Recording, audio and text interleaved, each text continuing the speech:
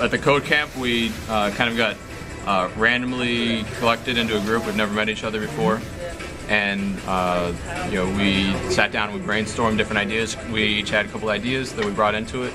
We brainstormed a couple more, figure out what was cool to do, what was feasible to do in 24 hours, and would also create a big impact for the very short 3-minute demo on China Line Live. When we were talking, we figured out that we each have a musical background. Oh. So the idea of creating a conducting application, which is pretty challenging, and we weren't sure if we would be able to do it, but it appealed to all of us, and we figured, why don't we go for it? So how'd you do it? Well, we got a MIDI. Oh, I'm sorry. No, go. Oh, I was going to say, well, we downloaded a couple MIDI files, and we got a MIDI controller, hooked it up with the Kinect. With MIDI, you can control the tempo, the beats per minute, the pitch, isolate instruments, volume, all sorts of stuff that you can't do with other audio types. So that gave us the opportunity to control those things with the Kinect. And on top of that, we could generate score music that you see scrolling at the bottom of the application with MIDI. And so there's just a kind of a synergy of different technologies. And then using to do controlling. So basically, we just used hand gestures. So for volume, you could see him going down to bring the volume down, up to bring the volume up, and then he's controlling the tempo with the beats by conducting.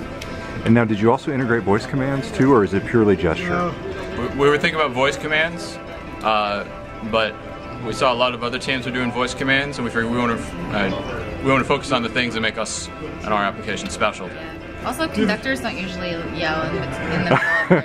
Not unless it's going really bad. Yeah. Yes, exactly. With a more fleshed out application, we might be able to virtually rehearse the orchestra, stop the orchestra, say, let's go back to G, let's practice this section again, and we'd go back to there. Or punish the conductor for doing a bad job, or set them on fire if they're doing great. Exactly. So this was obviously just a sort of a project, a prototype that you guys worked up for purposes of Code Camp. But I imagine people who watch this might ask, "Hey, when can I get this?" Do you think there's any chance of you guys or somebody else bringing something like this to market? Well, we've actually used Codeplex, which is an open source website, to coordinate with the source control between the three of us. So we're checking in work, checking out work, and before the Kinect SDK was released, we had to keep that private. But we're going to publish the last build and make that public, so people will be able to download Kinductor from Codeplex. I think it's kinductor.codeplex.com. Yeah, they can play it or build it or extend on it or do whatever they want. Very cool. So based on what you guys experienced over the past 24 or 36 hours, what are your feelings about the potential of the SDK for Kinect? I think it's huge. I think lots of different users can, I think they'll be able to just jump on it, novices to people who are already used to doing a lot of hacks. I just think that we're going to see lots of cool stuff coming out really soon.